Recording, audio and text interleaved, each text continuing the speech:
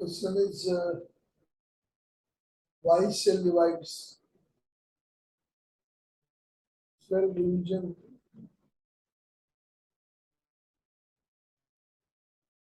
पहला प्रश्न होता है सेल क्यों डिवाइड करती है। इसका आंसर बहुत कम मिल पाता है। एक्चुअल में अगर हम सेल को देखें, इसका रेडियस अगर r है और सेल अगर बड़ी हो गई, इनका रेडियस 2r है, तो इसका वॉल्यूम कितना बढ़ेगा। वॉल्यूम 4/3 पाई r का मतलब 2r का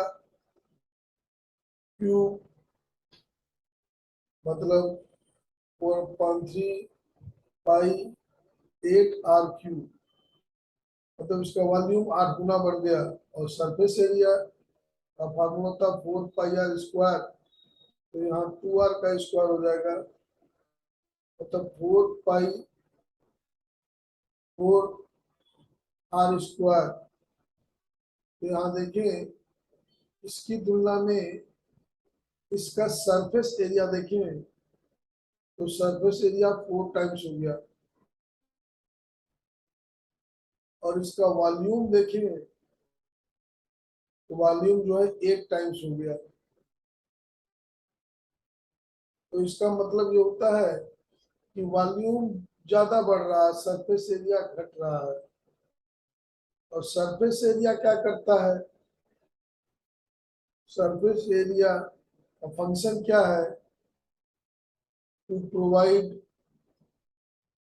oxygen, to provide nutrient,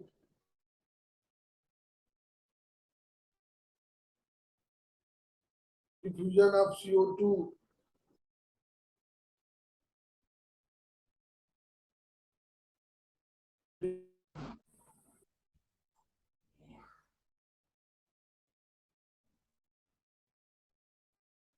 question is why cell divides। पहला क्वेश्चन है, ये सेल क्यों डिवाइड करती है, क्या प्रॉब्लम होगी अगर सेल इतनी बड़ी है, ये आर है, और अगर सेल इतनी बड़ी हो गई, मतलब ये 2r हो गया, तो क्या प्रॉब्लम आएगी सेल को। सेल और क्यों नहीं बढ़ती, यही प्रश्न है। सेल बढ़ने के बाद डिवाइड क्यों हो जाती है, ये क्वेश्चन है। तो इसमें देखेंगे, सेल का जो वॉल्यूम है वो 4/3 पाई r क्यूब होता है, और अगर r 2 टाइम्स है तो वॉल्यूम जो है 8 टाइम्स बढ़ जाएगा। और जो सरफेस एरिया है उसका फॉर्मूला 4πr², तो 2 का स्क्वायर 4 होगा, तो सरफेस एरिया 4 टाइम्स बढ़ जाएगा। ये जो वॉल्यूम है, वॉल्यूम बताता है कंजप्शन, वॉल्यूम इंडिकेट्स कंजप्शन। इसका मतलब अगर सेल की साइज बढ़ेगी, दोगुनी हो जाएगी, तो सेल में कंजप्शन 8 टाइम्स हो जाएगा, 8 टाइम मोर न्यूट्रिएंट चाहिए।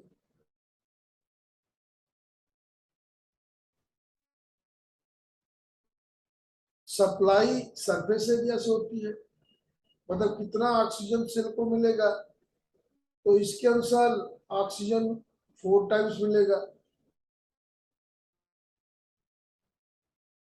न्यूट्रिएंट कितने टाइम मिलेगा, न्यूट्रिएंट भी 4 टाइम्स मिलेगा। तो दोनों चीजें, ऑक्सीजन और न्यूट्रिएंट, ये 4 टाइम्स मिल रहा है, जबकि जरूरत है 8 टाइम की। इसका मतलब सेल में O2 की कमी हो जाएगी, सेल में न्यूट्रिएंट की कमी हो जाएगी।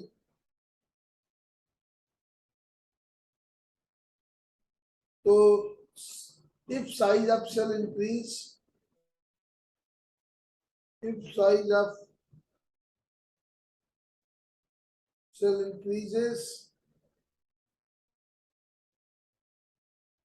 cell will receive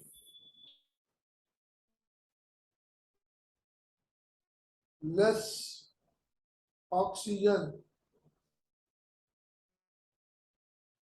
less nutrients,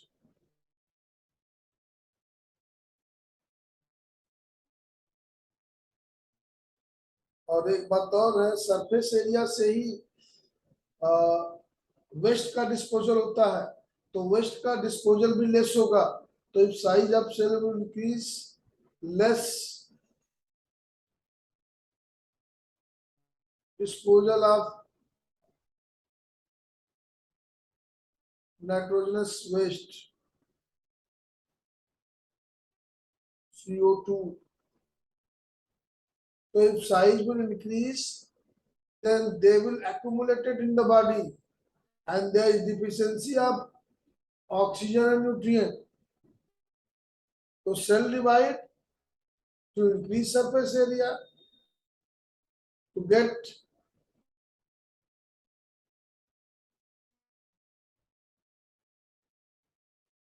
cell divides to increase surface area.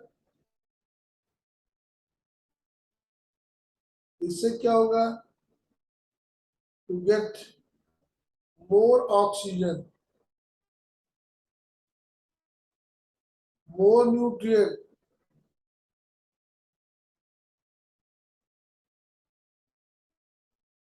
and to get rid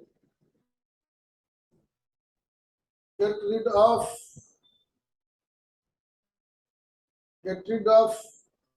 young waste CO2 easily.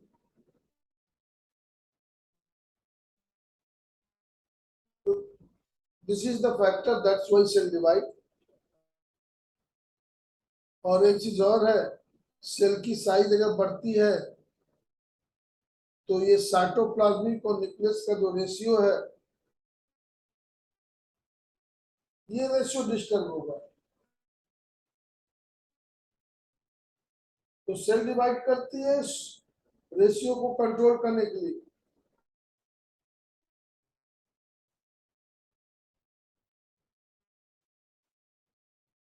जब न्यूक्लियोप्लाज्मिक रेशियो मतलब ratio of young is ratio of cytoplasm, if this will decrease,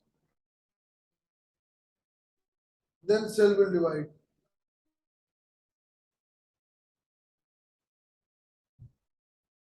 देख रहे हैं, अगर cell बड़ा होगा, nucleus तो वही है, तो n अपान c बड़ा हो गया,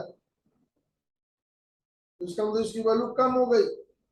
जैसे जैसे सेल की साइज बढ़ेगी, न्यूक्लियोसाइटोप्लाज्मिक रेशियो कम होगा, तो सेल डिवाइड करती है इस रेशियो को बढ़ाने के लिए, so that nucleus can control all the activity inside the nucleus, inside the cell. ये बात हो गई है, सेल डिवाइड करती है न्यूक्लियोप्लाज्मिक रेशियो को बढ़ाने के लिए, इससे न्यूक्लियस साइटोप्लाज्म को कंट्रोल कर सके। अब सेल डिवीजन में अगर हम एक सेल साइकिल को देखें, सेल के पूरे लाइफ स्पान को देखें,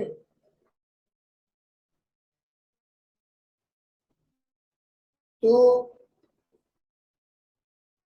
ये डिवीजन फेज है, इसको बोलते हैं एम फेज,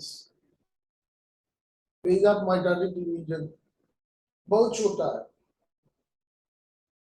एम फेज के बाद जीवन फेज है, जीवन फेज इसको हम फर्स्ट ग्रोथ फेज मानते हैं।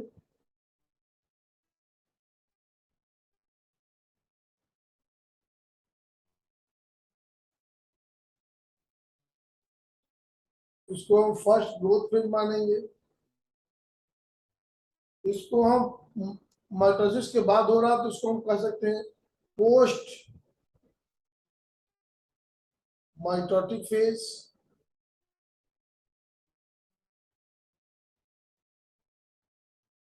और इस यहाँ पर यस फेज आता है सिंथेटिक फेज, इसके पहले आता है, इसलिए इसको बोलते हैं pre synthetic phase.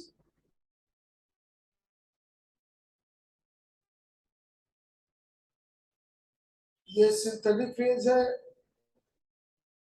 Phase of DNA replication है।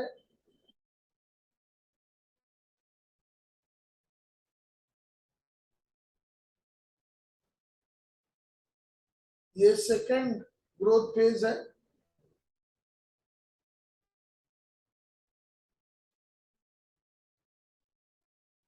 सेकंड ग्रोथ फेज है, इसको हम G2 मानते हैं। अब चूंकि ये एम फेज के पहले है तो इसको हम प्री माइटोटिक फेज मानते हैं।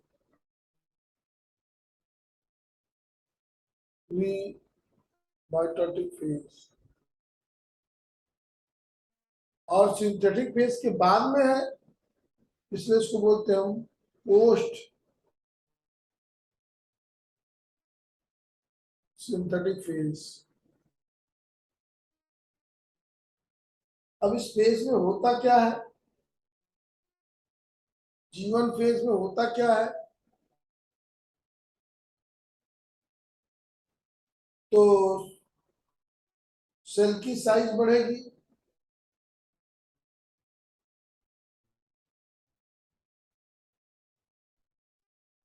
साइज ऑफ सेल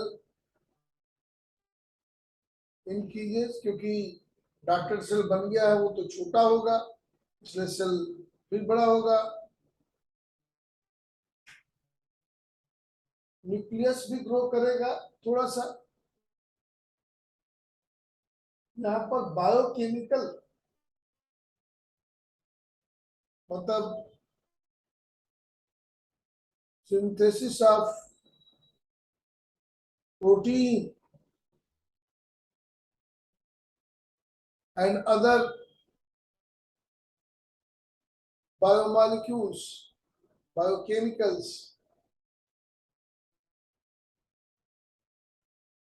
एक चीज और देखेंगे, सेल ऑर्गेनल ये भी मल्टीप्लाई करते हैं। माइटोकॉन्ड्रिया, क्लोरोप्लास्ट,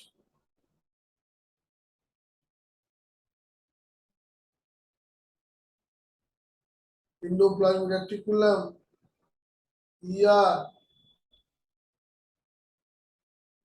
गोल्गी apparatus,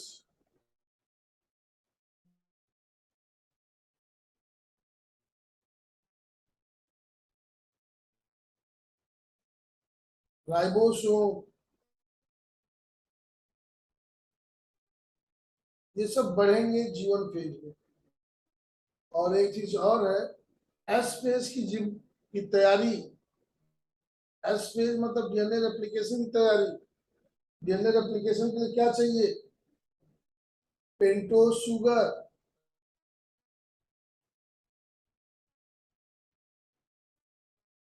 मतलब राइबोज, डीऑक्सीराइबोज, नाइट्रोजनस बेस,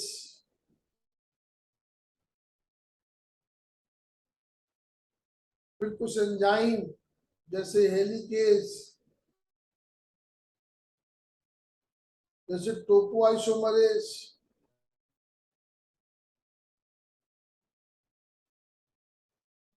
जैसे DNA polymerase,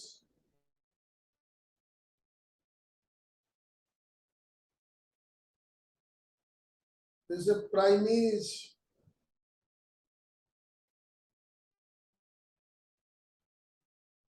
enzyme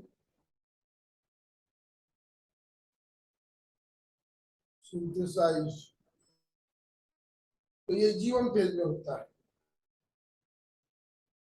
G1 phase में सेल की साइज बढ़ेगी, प्रोटीन का निर्माण होगा, mitochondria, chloroplast, endoplasmic reticulum, Golgi bodies, ribosome आदि बनेंगे, पेंटोज शुगर बनेगा, नाइट्रोजनस बेस बनेगा, हेलिकेज एंजाइम है, टोपोआइसोमरेज एंजाइम है, डीएनए पॉलीमरेज एंजाइम है, प्राइमेज एंजाइम है। ये एंजाइम की सिंथेसिस होगी क्योंकि डीएनए रेप्लिकेशन के लिए इनकी जरूरत होती है। फिर इसके बाद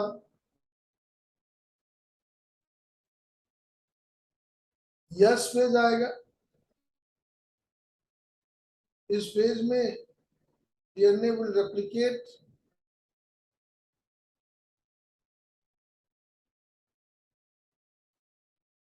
एक डिप्लॉयड सेल है, उसमें जो डीएनए कंटेंट है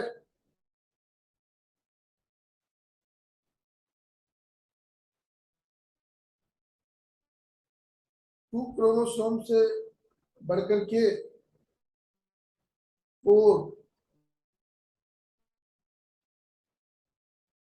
4 सी हो जाएगा। तो यहाँ पर डीएनए कंटेंट 2n की जगह 4n भी बोल सकते हो सकता है। तो ये डीएनए कंटेंट है। इसके बाद G2 फेज आएगा। G2 फेज जो है वो G1 फेज जैसा है। इसमें फिर increase in volume of cytoplasm,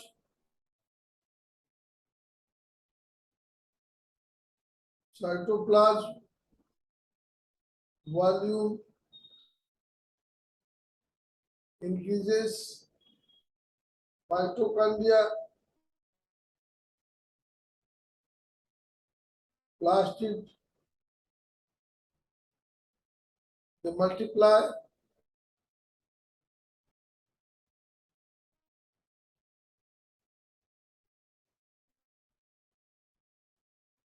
biochemicals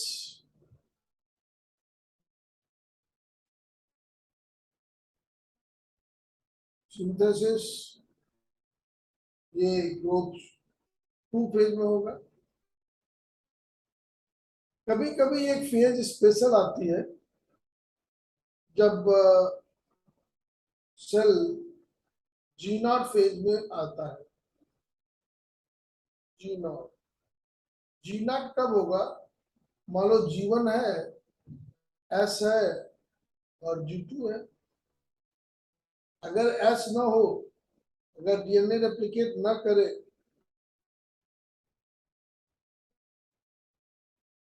अगर डीएनए रेप्लिकेट ना करे तो हम उसको G1 नहीं बोलेंगे, G0 बोलेंगे। तो G0 is a gap phase which is not followed by replication of DNA. No replication of DNA नहीं होता। तो एक चीज और देखिएगा, सेल विल नॉट डिवाइड, ये भी होगा। जहां पर सेल डिवाइड नहीं करती है वहां पर सेल की रेस्टिंग कंडीशन, सेल का इंटरफेस G0 में होता है। कौन सी सेल डिवाइड नहीं करती है? तो नर्व सेल।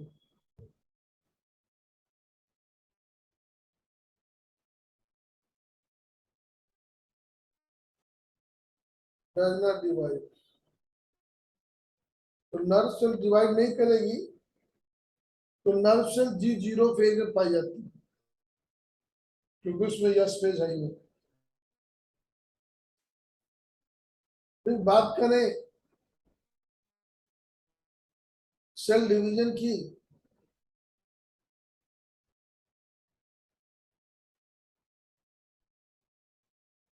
तो सेल डिवीजन में दो स्टेप्स है।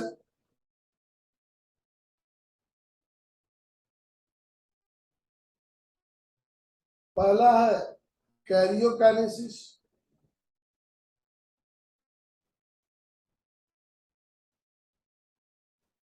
और दूसरा है cytokinesis.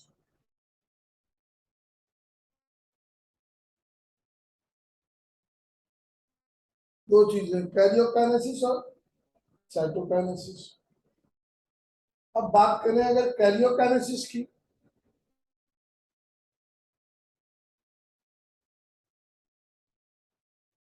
Karyokinesis division of nucleus, इसमें देखें तो चार फेजेस है। It is divided into four phases. कौन कौन सा? तो प्रोफेज होगा एक,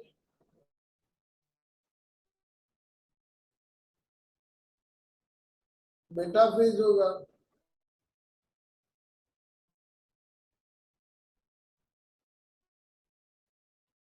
एनाफेज होगा, टेलोफेज होगा।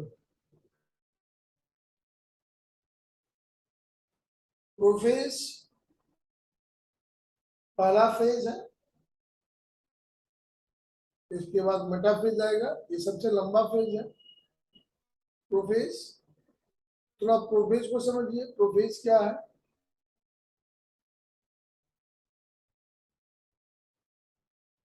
वैसे माइटोसिस का प्रोफेज लंबा नहीं होता, मियोसिस का प्रोफेज लंबा होता है। इसमें क्या होगा, प्रोफेज में जो क्रोमेटिन फाइबर्स है,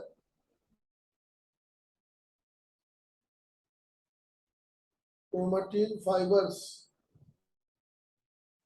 ये कंडेंस होकर क्रोमोसोम बनाएंगे।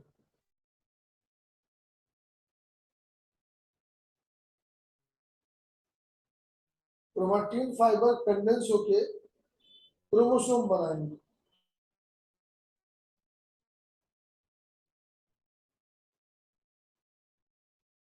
अब इसमें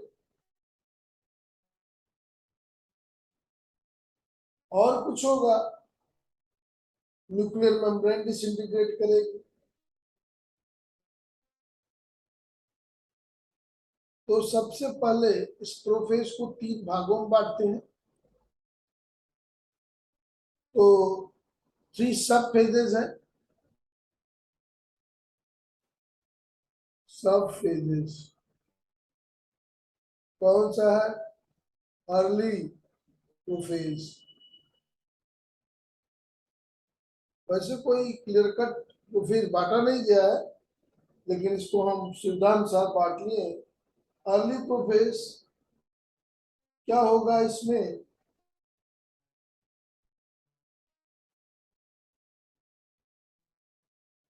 क्रोमेटिन फाइबर जो है,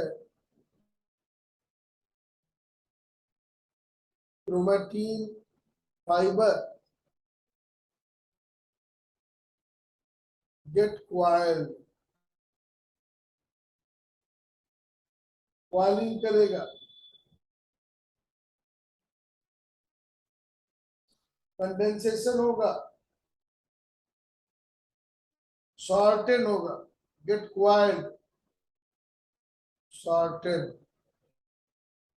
क्रोमेटिन बनेगा क्या? क्रोमोसोम बनेगा।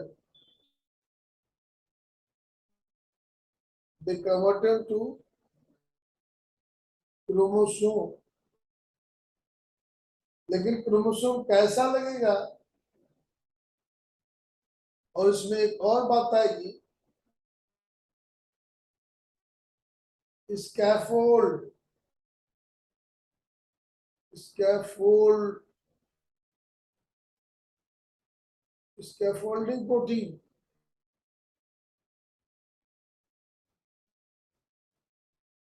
ये प्रोटीन नजदीक आ जाएंगे, कम क्लोजर, एक दूसरे के नजदीक आ जाएंगे। इससे क्या होगा, chromosome will become more condense. अब इस कंडेंस क्रोमोसोम को एक नाम देते हैं, स्पाइरीन स्टेज।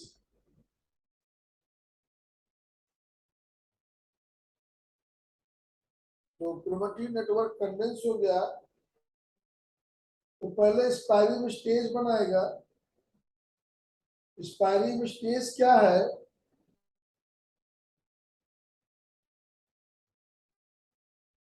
इस स्टेज में क्रोमोसोम्स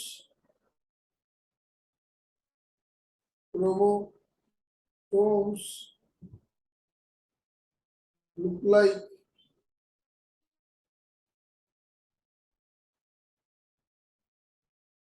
ball of wool,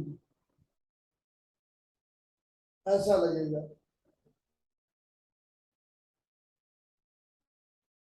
और जो सेंट्रोसोम है,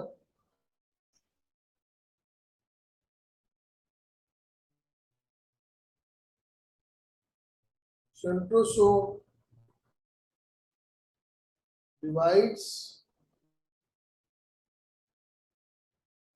और एक्स्टर्नल रेस फॉर्म,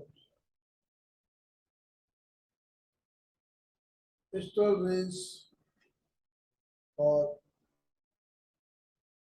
फॉर्म। तो ये अर्ली प्रोफेज है। अर्ली प्रोफेज में क्या हो रहा है, जो क्रोमेटिन फाइबर्स है वाइड हो रहा है, शॉर्टन हो रहा है और क्रोमोसोम बना रहा है। स्कैफोल्डिंग प्रोटीन जो है ये कम क्लोजर, तो क्रोमोसोम लुक लाइक स्पाइरिंग स्टेज।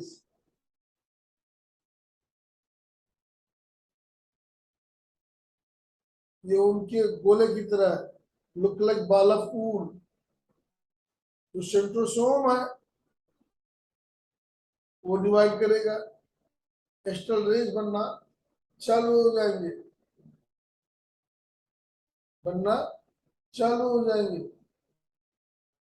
तो जैसे ही प्रोफेज आएगा जो एक यहाँ सेंट्रोसोम था, ये अब जैसे ही क्रोमोसोम जैसी संरचना दिखने लगेगी, क्रोमोसोम बाल के रूप में दिखने लगेगा, तो उसको हम स्पायरिंग स्टेज बोलेंगे।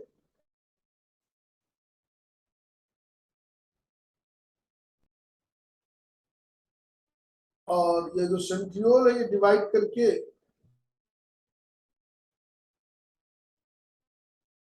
दो सेंट्रियोल बन जाएगा और इससे एक्स्ट्रा रेज निकलने लगेगी।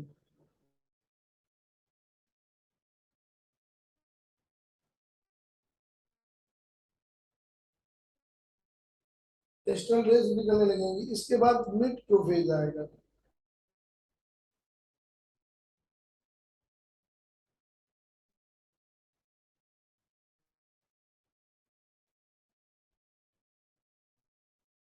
मिड प्रोफेज में क्या होगा, क्रोमोसोम और कंडेंस होगा, chromosome more condense,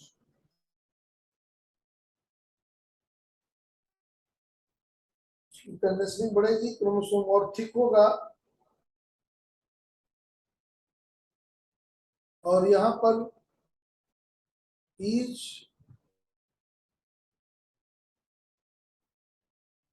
chromosome has two chromatid, प्रत्येक क्रोमोसोम में दो क्रोमेटिड हो जाएंगे। और क्रोमेटिड जो है सेंट्रोमियर के स्थान पर जुड़े होंगे। they joined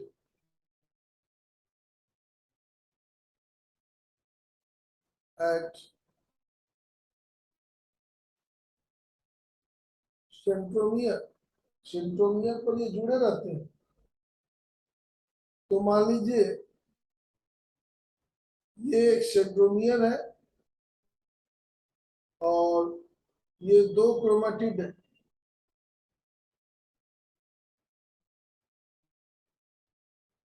ये सेंट्रोमियर हो गया और ये क्रोमेटिड हो गया। अब यहाँ पर एक स्ट्रक्चर और बनेगा, यहाँ पर एक स्क्वायर प्लेट बनेगी। इस स्क्वायर प्लेट को, स्क्वायर प्लेट इसको बोलते हैं काइनेटो कोर, इसको बोलते हैं काइनेटोकोर। तो ये काइनेटोकोर हो गया, इसी से स्पिंडल फाइबर आके चिपकेगा। तो ये मिड फेज हो गया। इसके बाद लेट प्रोफेज आएगा।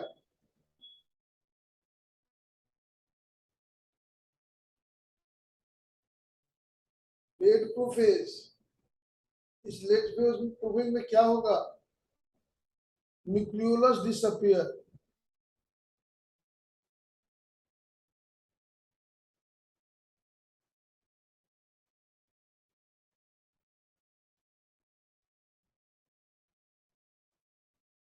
Nucleolus disappear. इसके बाद गोल्जी कॉम्प्लेक्स, गोल्जी बॉडीज,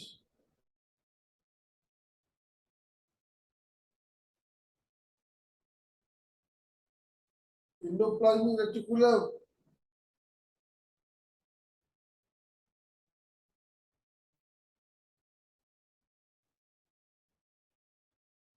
ये भी डिसअपियर होने लगेंगे।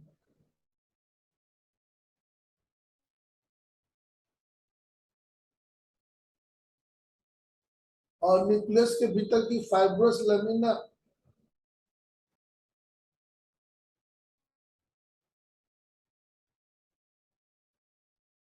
फाइब्रस लेमिना ये भी डिजॉल्व हो जाएगी।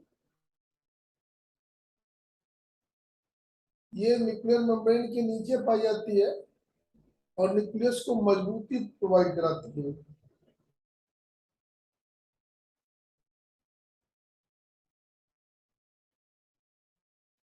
और एस्टर्स जो है वो अपोजिट पोल में चले जाएंगे। Aster moves towards opposite pole, ये बात होगी। और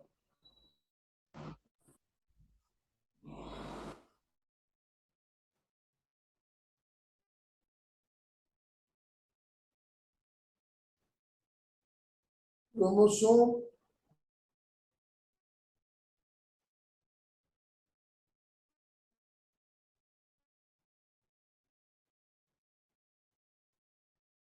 रैंडमली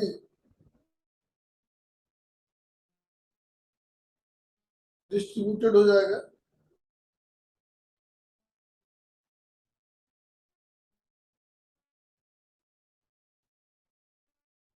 तो क्या इसमें खास देखे,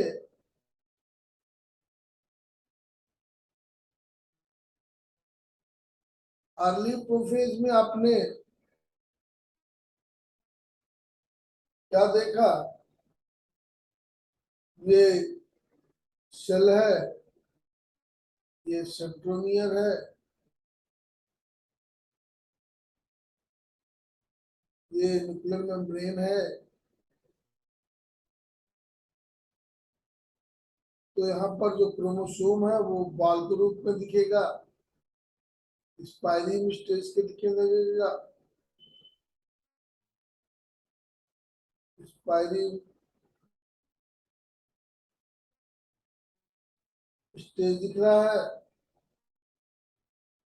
जब हम मिड प्रोफेज में आएंगे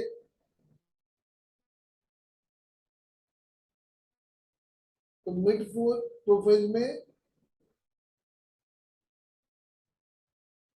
ये एस्ट्रल रेस थोड़ा सा एक दूसरे से दूर चली गई है। यहाँ पर एस्ट्रल रेस बन रहे हैं। ये न्यूक्लियस है। क्रोमोसोम में दो क्रोमेटिड बन गए हैं।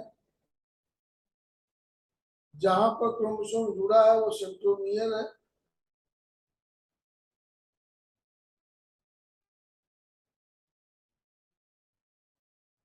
ये मिड प्रोफेज है।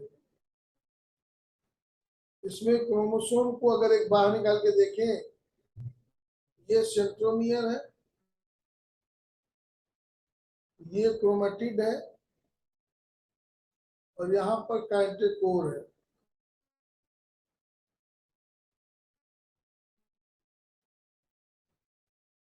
काइनेटोकोर है, ये क्रोमेटिड है, मतलब हाफ ऑफ द क्रोमोसोम है। और ये बीच वाला हिस्सा जो है सेंट्रोमियर है। मिड प्रोफेज हो गया। क्रोमोसोम पेरिफेरी में लगे हुए हैं।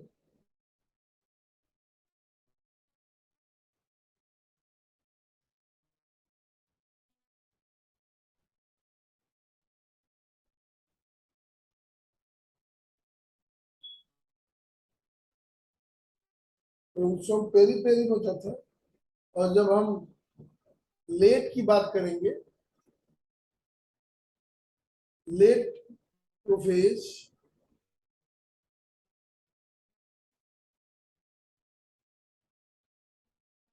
तो जो सेंट्रोमियर है लगभग ये अपोजिट पोल पे चले जाएंगे। इनसे स्पिंडल फाइबर निकलने लगेगा।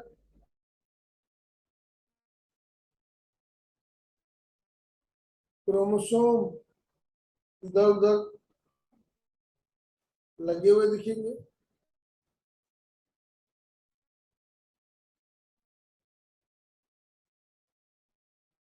और अभी न्यूक्लियर मेम्ब्रेन डिसअपियर हो रही है, न्यूक्लियोलस डिसअपियर हो जा रहा है। तो इस लेट में क्या क्या डिसअपियर होगा,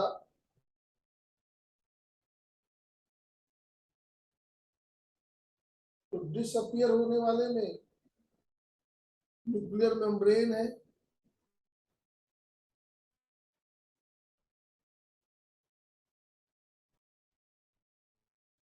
और जो सेल ऑर्गेनल है, गोल्गी apparatus है,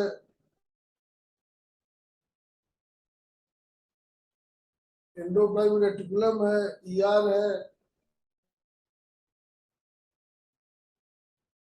न्यूक्लियोलस है,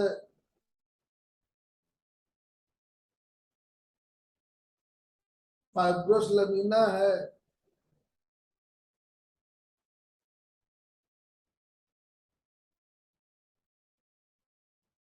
ये न्यूक्लियस है। न्यूक्लियस के भीतर यहाँ पर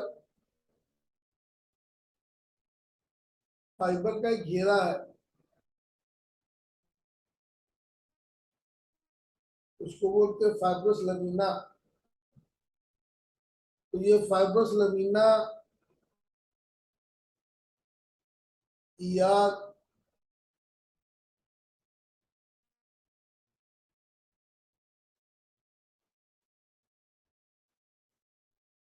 न्यूक्लियोलस डीजनरेट कर जाएगा।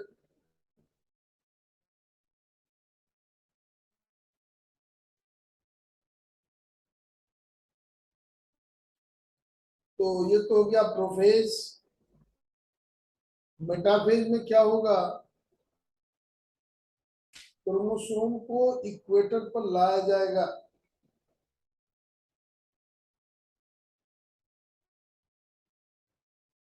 इसको बोलते हैं कांग्रेशन। क्या होता है,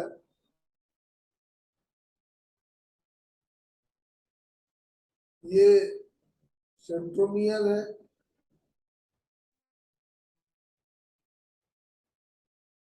ये क्रोमोसोम्स है,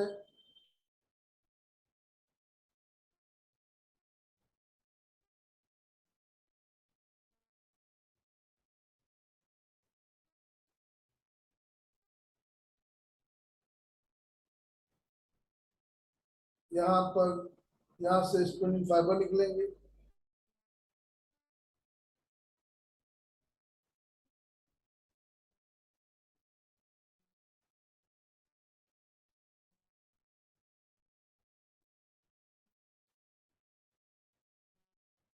यह है मेटाफेज।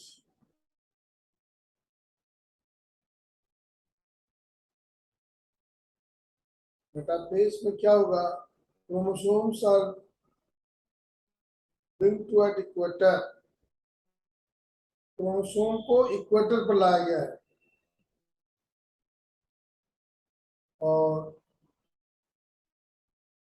इस लाने को बोला गया है कांग्रेशन।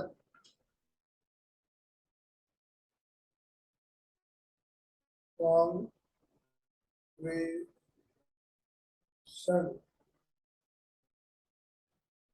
bringing up chromosome at equator, इसको बोलेंगे कांग्रेशन।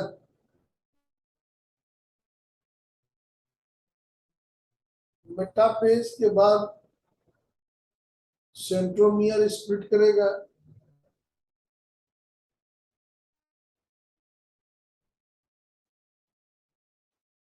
सेंट्रोमियर स्प्लिट करेगा, क्रोमेटिड अपोजिट पोल पर जाएंगे।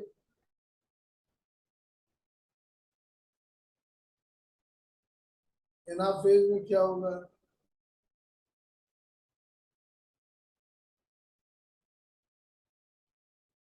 उसमें ये क्रोमोसोम लग गए हैं,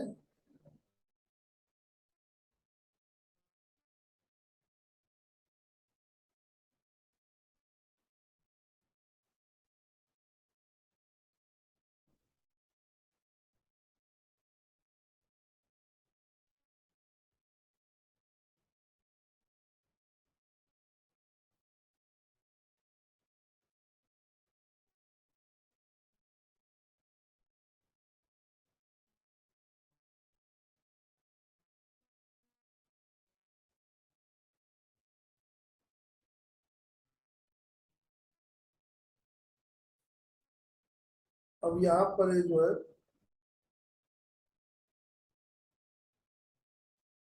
अपोजिट पोल की ओर मूव करेंगे।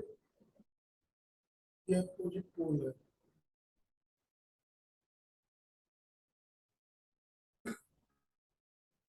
एनाफेज। तो मेटाफेज दौरान क्या होगा, कांग्रेशन होगा, chromosomes are brought to the equator. Anaphase में क्या होगा, सेंट्रोमियर स्प्लिट करेगा।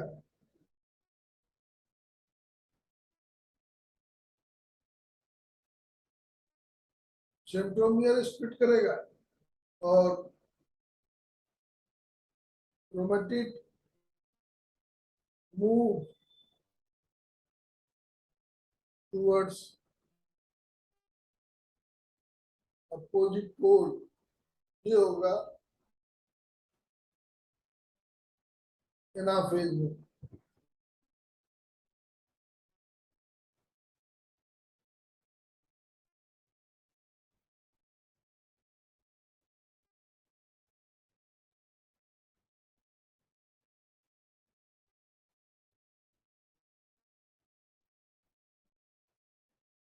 ये डायग्राम बन गया।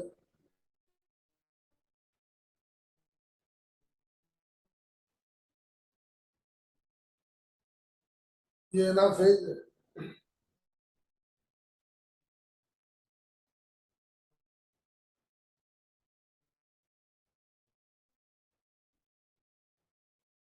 अच्छा, कैसे कांग्रेशन होता होगा?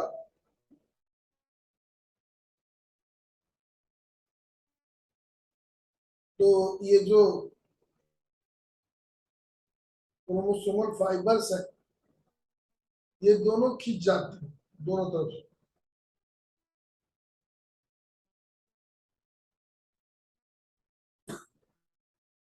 दोनों इक्वल लेंथ बन जाएंगे, दोनों खींच जाएंगे, तो अपने आप एसेंट्रोमियर पेरेंट हो जाएगा। ये कांग्रेशन करता है। ये एनाफेज। एनाफेज के बाद टीलोफेज आता है।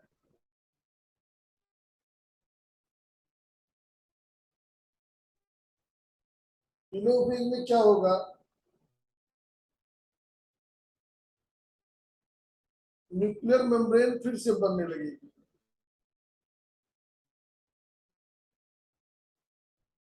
न्यूक्लियर मेम्ब्रेन फिर से बनने लगेगी। न्यूक्लियोलस रीअपियर होगा।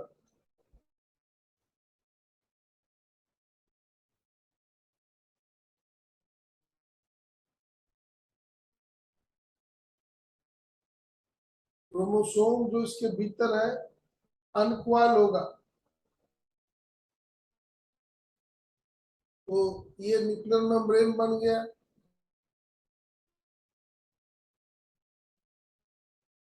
इसके भीतर न्यूक्लियोलस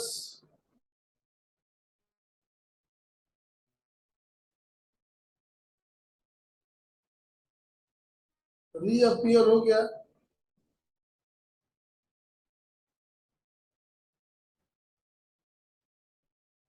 और अन अनक्वाइलिंग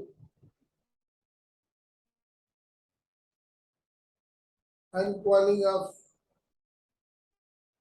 क्रोमेटिड्स। क्रोमेटिड की अनक्वाइलिंग होगी।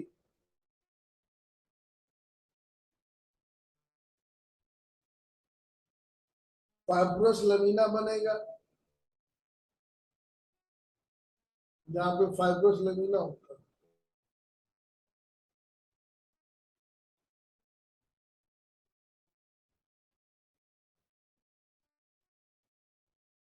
तो fibrous lamina reappear. Nuclear membrane reappear. Organise.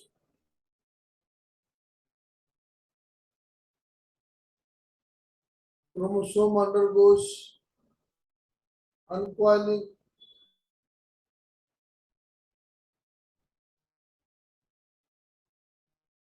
तो इसके बाद डिवीजन की बात आएगी, साइटोकाइनेसिस की बात आएगी।